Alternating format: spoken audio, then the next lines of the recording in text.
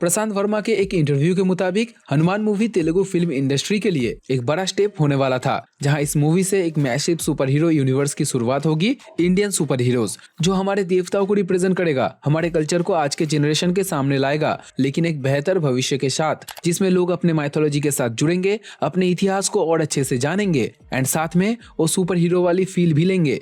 जहां movie release होने के बाद ये सरप्राइजिंगली मैसिव हिट गई। 40 करोड़ के बजट में बनी ये मूवी लगभग 300 करोड़ का कलेक्शन किया एंड ये कोई ऐसी वैसी बात नहीं, क्योंकि सुपर हीरो के मामले में इंडियन मूवीज अपने ऑडियंस के बीच पहले से इतना फेमस नहीं था। कभी अपने स्टोरी के लिए तो कभी अपने प्रेजेंटेशन के लिए इसको हमेशा बैकलैश झेलना पड़ा। बट इस मूवी को लोगों ने पसंद किया सिर्फ इसलिए नहीं कि इसमें उनके भगवान को दिखाया गया है, बल्कि इसके कहानी में, प्लॉट में वो बात था कि लोग इससे इंस्पायर हुए। मास मसाला मूवीज की एरा में जहां इंडस्ट्री में सिर्फ बिग बजट मूवीज को ही जगह मिल रहा था अपनी पहचान बनाने का, वहां इस लो बजट मूवी ने अपना झंडा गाड़ दिया। अब इस सक्सेस के बाद ये यूनिवर्स कौन सी दिशा में जाएगी, इसका फ्यूचर क्या होगा, ये सारी चीजें काफी इंटरेस्टिंग होने वाली है। आप सोच भी नहीं सकते कि प्रशांत वर्मा ने किस लेवल तक अपने विजन को एक्सपैंड किया है। लेकिन इसका फ्यूचर जानने से पहले इस पर्टिकुलर मूवी में क्या हुआ था, इसका स्टोरी क्या था, इन सारी चीजों को एक बार शॉर्ट में जान लेते हैं, क्योंकि इसी से तो पूरे यूनिवर्स की शुरुआत हो रही है। अब ये कहानी थी एक फिक्शनल गाँव की, अंजनाद्री, जहाँ के रहने वाले हनुमानथु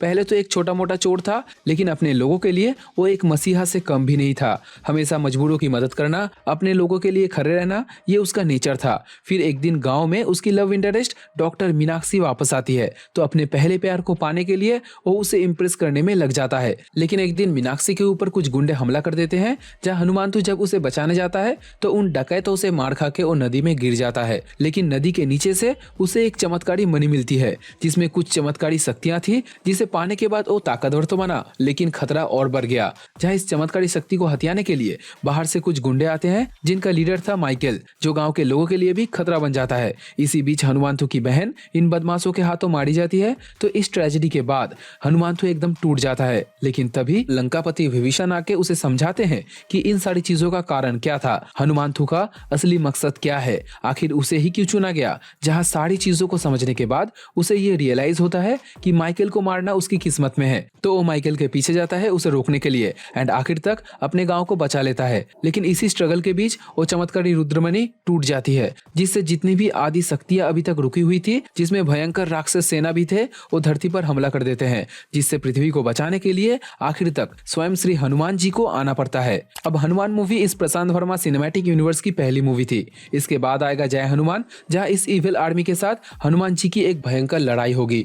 बट ये कहानी सिर्फ हनुमानथु और भगवान हनुमान के बीच सीमित नहीं रहेगा, वहां पर चीजें नेक्स्ट लेवल पर होंगी। इसमें एक नए सुपर हीरो का जन्म होगा, जो हिंदू धर्म के एक अलग भगवान को रिप्रेजेंट करेगा। अब जय हनुमान के पहले आएगा अधीरा, जो कि इसी यूनिवर्स का पार्ट होगा, जहां एक एंटी सुपर हीरो से हमारा सामना होगा।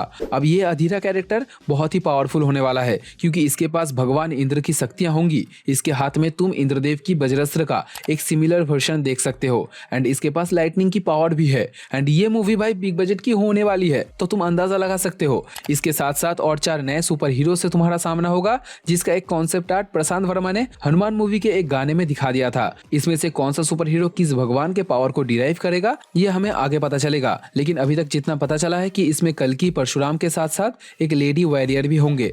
अब देखो, ऑल ओवर प्रेजेंटेशन तो इस बार ग्राउंडेड था, लेकिन अपने प्रॉफिट को देखते हुए प्रशांत वर्मा का नेक्स्ट प्रोजेक्ट बहुत ही बड़ा होने वाला है।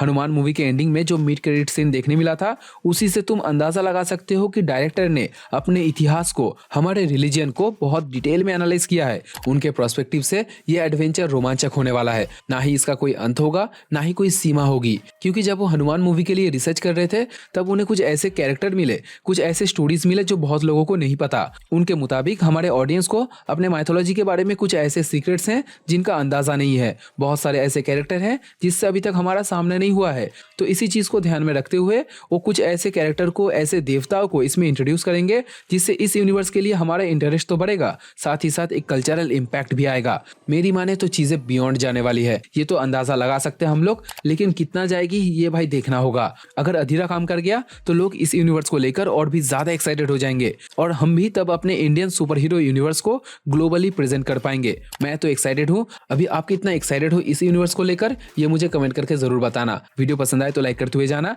एम करते हैं 5 लाइक का, बस 5 लाइक कर देना। बात करते हैं नेक्स्ट वीडियो में, तब तक टाटा बाय।